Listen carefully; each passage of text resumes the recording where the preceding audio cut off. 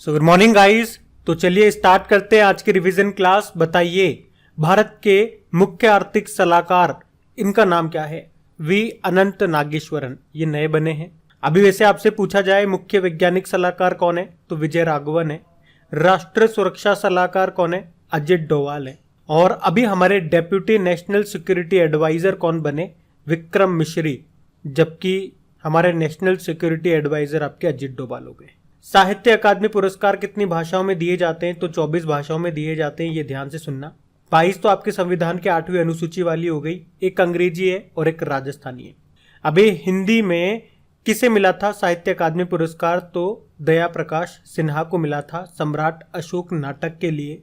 अंग्रेजी का मिला था नमिता गोखले को थिंग्स टू लीव बिहाइंड के लिए। और साहित्य से याद आएगा, अभी साहित्य का नोबेल पुरस्कार 2021 का किसने जीता? अब्दुल रज्जाक गुरनान ने। अब आप लोग मुझे बताइए ज्ञानपीठ पुरस्कार कितनी भाषाओं में दिया जाता है? इंटरनेशनल बुकर प्राइज 2021 को किसने जीता?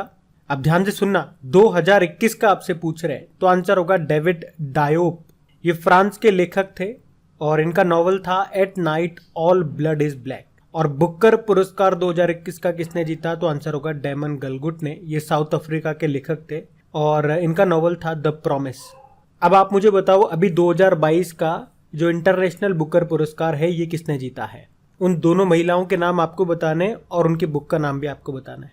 अगला है दुनिया का पहला अनुवांशिक रूप से संशोधित यानी कि जेनेटिकली मॉडिफाइड रबड़ का पौधा, ये कहाँ पे लगाया गया? असम के गुवाहाटी में। और इसे भारतीय रबड़ अनुसंधान संस्थान केरल में बनाया गया है। और बताओ अभी किसे अंतरराष्ट्रीय रबड़ अध्ययन समूह का नया अध्यक्ष बनाया गया? तो आंसर होगा KN राघवन को। और अंतरराष्ट्रीय रबड़ अनुसंधान समूह, इसका हेडक्वार्टर आपको कहाँ पे मिलेगा? सिंगापुर में।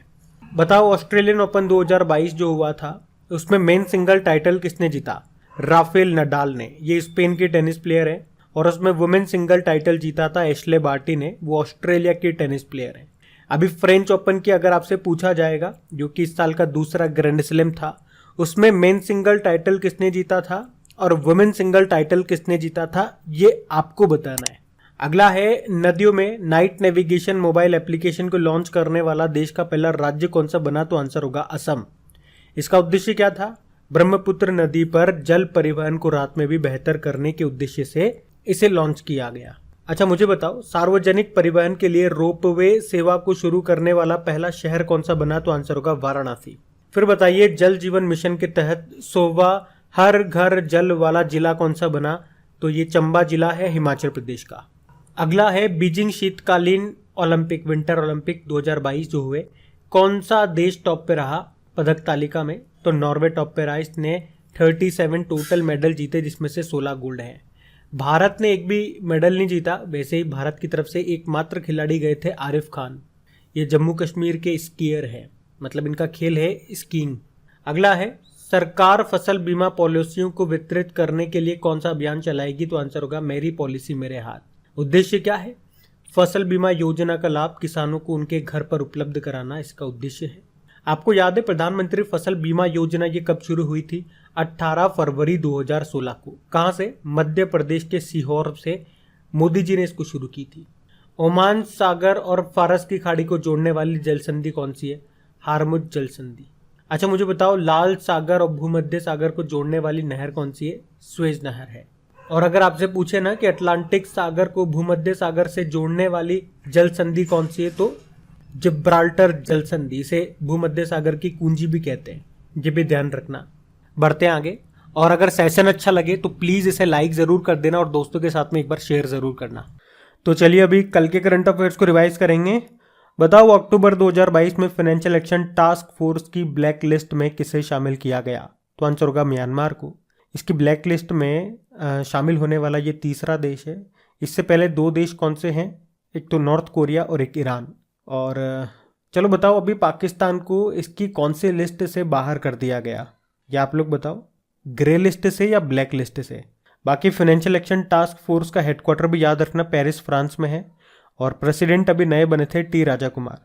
अक्टूबर 2022 में किस फार्मूला 1 रेसिंग ड्राइवर ने यूएस फार्मूला 1 ग्रैंड प्री 2022 को जीता? मैक्स वर्स्टपन ने। ये नीदरलैंड के हैं और रेड बुल के ड्राइवर हैं। अगर आपसे पूछा जाए ना किसने लगातार दूसरे साल फॉर्मूला 1 विश्व चैंपियनशिप का खिताब जीता, तो भी आंसर होगा मैक्स वर्ट्समैन। और भारत किस वर्ष अपनी पहली मोटो जीपी वर्ल्ड चैंपियनशिप रेस की मेजबानी करेगा? 2023 में, जो होगी ग्रेटर नोएडा में बुद्ध इंटरनेशनल सर्किट में। अब बताओ, पथेर पांचाली फिल्म को international federation of film critics के द्वारा अब तक की सर्वश्रेष्ठ भारतीय फिल्म घोषित किया गया। इस फिल्म के निर्देशक कौन है? सत्यजीत रे। ये इनकी पहली फिल्म है, 1955 में आई थी। और 2020 के लिए दादा साहब फाल्के आपको बताइए, ये आशा पारेख को मिला है, ये 52वें नंबर का है। और अभी international film festival of India जो गोवा में शुरू हुआ था, अभी वो 53वें नंबर का है।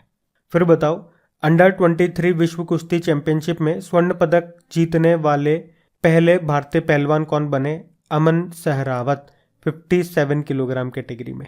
और ये विश्व कुश्ती चैंपियनशिप ये हुई है स्पेन में। और अभी आपको याद होगा, इसी चैंपियनशिप में पदक जीतने वाले भारत के पहले ग्रीको रोमन पहलवान बने थे साजन भानवाल, 77 किलोग्राम कैटेगरी में ब्रोंज जीता था उन्होंने। वैसे इसमें भारत ने टोटल 6 मेडल जीते हैं, जिसमें से 1 गोल्ड है और 1 सिल्वर है और 4 ब्रोंज है। फिर बताओ, इसरो ने वन वेब कंपनी के कितने उपग्रहों को लॉन्च किया? 36। और कहाँ से? श्रीहरिकोटा से। किसके द्वारा? GSLV M3 M2 के द्वारा। यहाँ पे M2 का मतलब ये हो गया कि इस रॉकेट का ये दूसरा मिशन था। और याद रखना, ये इसरो का अब तक का सबसे भारी रॉकेट है। और इसरो ने इस मिशन का नाम क्या रखा? LV-M3-M2 one web India 1। और ये इस रॉकेट का पहला व्यावसायिक यानी कि कमर्शियल लॉन्च था। ये एक प्राइवेट सैटेलाइट कम्युनिकेशन कंपनी है, ये लंदन की कंपनी है। कौन सी? वन वेब, जिसके सैटेलाइट लॉन्च किए गए। अब बताओ, नेत्रहीन T20 वर्ल्ड कप का ब्रांड एम्बेसडर बनाया गया युवराज सिंह को। और अभी ये जो होगा भारत में, ये इसका तीसरा संस्करण होगा। कहाँ पे होगा? याद रखना, भारत में होगा। और इसमें भारतीय टीम के कप्तान कौन है? अजय कुमार रेड्डी हैं, जो कि आंध्र प्रदेश से हैं। किस राज्य के स्कूलों में ऑनेस्ट शॉप खोली गई है? तो आंसर होगा केरल। और अक्टूबर 2022 में बंगाल की खाड़ी से उठा सितरंग चक्रवात का नाम किसने रखा? थाईलैंड ने रखा है। और ये 2018 के बाद बंगाल की खाड़ी में बनने वाला पहला चक्रवात है। आखिरी वाला बना था जिसका नाम था तितली। और देखो, अलग अलग जगह पे तूफानों को अलग अलग नाम से जाना जाता है। जैसे कि कैरेबियन सी में इसे हरिकेन कहते हैं, चाइना सी में टाइफून कहते हैं, हिंद महासागर में ट्रॉपिकल साइक्लोन कहते हैं, जापान में टाइफू कहते हैं, नॉर्दर्न ऑस्ट्रेलिया में विलीविलीज कहते हैं, फिलीपींस में बगुइयो कहते हैं, और अमेरिका में या तो हरिकेन कह दो या टॉर्नेडो कह दो। अब बताओ, अक्टूबर 2022 में अफ्रीका में शांति और सुरक्षा पर डकार अंतरराष्ट्रीय मंच का आयोजन ये कहाँ पे किया गया? सेनेगल में, जिसकी कैपिटल होती है डकार। ये एक अफ्रीकी देश है, इसकी करेंसी होती है वेस्ट अफ्रीकन CFA फ्रैंक। अब बताओ, ड्रिटिच मास्चिट्स, इसका निधन हो गया। वे किस फॉर्मूला 1 रेसिंग टीम के संस्थापक थे? तो आंसर होगा रेड बुल के। ध्यान रखना ये। अब और भी कुछ इंपॉर्टेंट क्वेश्चन हम कवर करेंगे पुराने महीने के ही। अगली वाली शीट देखते हैं उसके लिए। चलिए बताइए, from dependence to self reliance नाम की बुक को किसने लिखा है? बिमल जालान ने लिखा है, RBI के पूर्व गवर्नर हैं ये। इसी साल इन्होंने एक और बुक लिखी थी, उसका नाम है द इंडिया स्टोरी। अभी अक्टूबर 2022 में किसे कॉम्पिटिशन कमीशन ऑफ इंडिया यानी कि भारतीय प्रतिस्पर्धा आयोग का कार्यवाहक अध्यक्ष बनाया गया? तो आंसर होगा संगीता वर्मा को। और 2023 में 91वीं यानी कि 91 नंबर की इंटरपोल महासभा की मेजबानी कौन करेगा?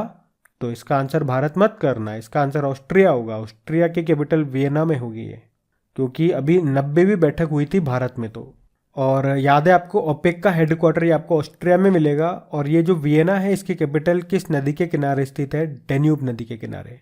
इंटरपोल की बात कर लें तो इसका आपको हेडक्वार्टर कहाँ पे मिलेगा? चलो, ये आपके लिए होमवर्क प्रश्न रहेगा। इंटरपोल का हेडक्वार्टर कहाँ पर है और इसके अध्यक्ष कौन है, ये भी आप बता दो। इसकी फुल फॉर्म क्या होती है? International criminal police organisation. अभी अक्टूबर 2022 में किसने बच्चों के खिलाफ साइबर अपराध को रोकने के लिए कुंजप नाम से मोबाइल एप्लीकेशन लॉन्च किया? तो आंसर होगा केरल ने। आप जानते हो कि अभी कौन सा राज्य भारत की पहली साइबर तहसील बनाएगा? तो आंसर होगा Madhya Pradesh. NATO cyber defence group को ज्वाइन करने वाला पहला एशियन कंट्री बना है साउथ कोरिया। चीन को पीछे छोड़कर भारत का तीसरा सबसे बड़ा निर्यात बाजार कौन सा बना? नीदरलैंड।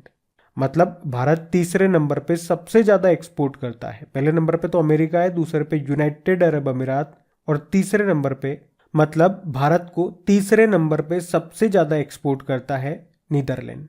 मतलब पहले स्थान पे तो अमेरिका है, दूसरे पे यूनाइटेड अरब अमीरात और तीसरे पे आ गया नीदरलैंड, जिसकी कैपिटल है एम्स्टर्डम।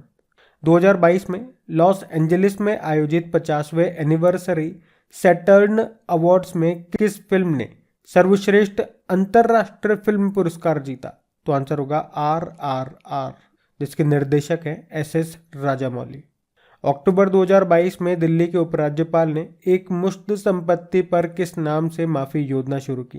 तो आंसर होगा समृद्धि। किस शहर ने दुनिया की पहली मुंह से ली जाने वाली कोविड-19 वैक्सीन देनी शुरू की? तो आंसर होगा शंघाई ने। शंघाई किस नदी के किनारे स्थित है, जो कि एशिया की सबसे लंबी नदी है? यांगतीसी नदी। और शंघाई कोऑपरेशन ऑर्गेनाइजेशन का हेडक्वार्टर का मिलेगा? बीजिंग में मिलेगा। अब बताओ, किस देश ने एलिजाबेथ जॉन्स को नई दिल्ली में चार्ज डी अफेयर के रूप में नियुक्त किया? तो आंसर होगा अमेरिका ने। और इसका मतलब क्या होगा हिंदी में? प्रभारी राजदूत, या फिर इसे आप कार्यकारी राजदूत भी कह सकते हो। जब तक वो मेन आदमी नहीं है तब तक उनकी एब्सेंस में ये काम संभालेंगे। और निरस्त्रीकरण सप्ताह 2022 ये कब से कब तक मनाया गया? तो आंसर होगा 24 से लेकर 30 अक्टूबर तक, जिसका उद्देश्य क्या है? शांति स्थापित करना। तो अब हम कल के करंट अफेयर्स का भी रिवीजन कर लेते हैं। और अभी तक वीडियो को आपने लाइक नहीं किया तो एक बार लाइक कर देना, और इस वीडियो के लिंक को अपने दोस्तों के साथ में एक बार शेयर जरूर कर दीजिए। अभी अच्छा बताइए, सुमित्रा चरित्र राम पुरस्कार से किसे सम्मानित किया गया? तो आंसर होगा उमा शर्मा को। और एक रेखा शर्मा भी याद रखना नाम, राष्ट्रीय महिला आयोग की वर्तमान में अध्यक्ष है। और अभी राष्ट्रीय महिला आयोग की जो पहली अध्यक्ष थी जयंती पटनायक, उनका निधन हो गया। पूर्वोत्तर के पहले क्षेत्रीय यूनानी चिकित्सा अनुसंधान संस्थान का उद्घाटन कहाँ पे किया गया? सिलचर में, यह आपको असम में मिलेगा। और विश्व यूनानी दिवस भी याद रखना 11 फरवरी को मनाया जाता है। प्रसिद्ध भारतीय यूनानी चिकित्सक थे हकीम अजमल खान, उनकी जयंती को मनाया जाता है। बाकी central research institute of Unani medicine कहाँ पर है? हैदराबाद में। 53वें international film festival of India में film personality of the year award किसे मिला? चिरंजीवी को, साउथ एक्टर हैं ये। और ये 53वां इंटरनेशनल फिल्म फेस्टिवल ये कहाँ पे हुआ? गोवा में। और गोवा में ही अगले साल 37th नेशनल गेम्स भी होंगे। और international film festival of India में सत्यजीत रे लाइफ टाइम अचीवमेंट अवार्ड से किसे सम्मानित किया गया? स्पेनिश फिल्म डायरेक्टर हैं कार्लोस सोराको। और इस बार फ्रांस स्पोर्ट लाइट वाला देश बना है। बाकी विश्व मत्स्य दिवस, वर्ल्ड फिशरीज डे 21 नवंबर को मनाया। नेशनल फिश फार्मर्स डे यानी कि राष्ट्रीय मत्स्य किसान दिवस भी होता है, जो हम 10 जुलाई को मनाते हैं। बाकी सीता माता की 251 फीट ऊंची प्रतिमा स्थापित की जाएगी कहाँ पे? बिहार में। बिहार के सीतामढ़ी जिले में एक स्थान है राधोपुर बस्सी, वहां पे। और इसी स्थान पर भारत का पहला सांस्कृतिक दूतावास केंद्र भी स्थापित होगा।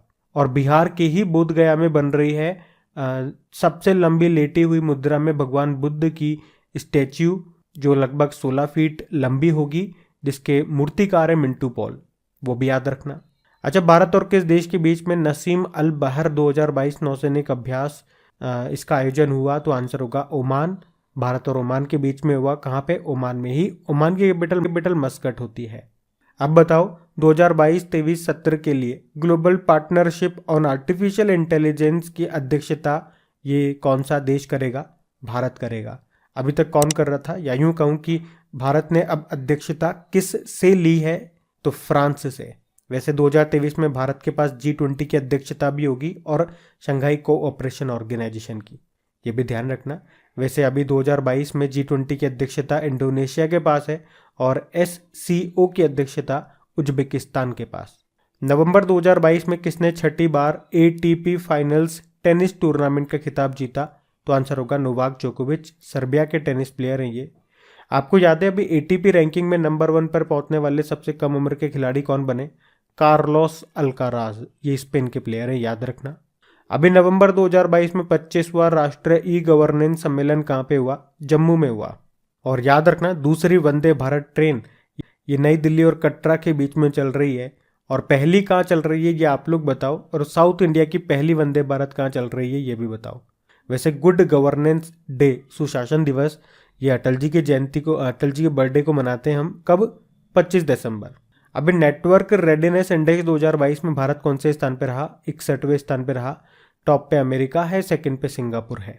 इसको जारी किया है अमेरिका के एक इंस्टीट्यूट ने जिसका नाम है पोर्टुलन्स इंस्टीट्यूट। तो गाइज ये था आज का आपका रिवीजन वाला सेशन। उम्मीद करूंगा सेशन पसंद आया तो वीडियो को लाइक जरूर कीजिएगा और अपने दोस्तों के साथ में एक बार वीडियो के लिंक को शेयर जरूर कर देना। Thank you.